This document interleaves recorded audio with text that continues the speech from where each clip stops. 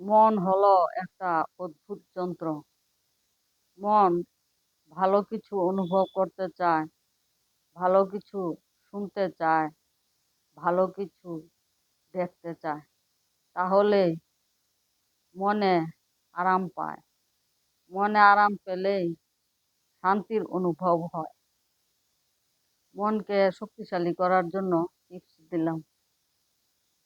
নীরবে বসে উচ্চারণ করুন, আমি পরম পবিত্র আত্মা, আমি শান্ত স্বরূপ আত্মা, আমি শক্তিশালী আত্মা, আমি মধুময় আত্মা।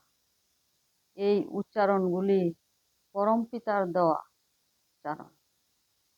10 মিনিট এই শব্দগুলি উচ্চারণ করলে মনে আরাম চলে আসবে, মন হালকা হবে।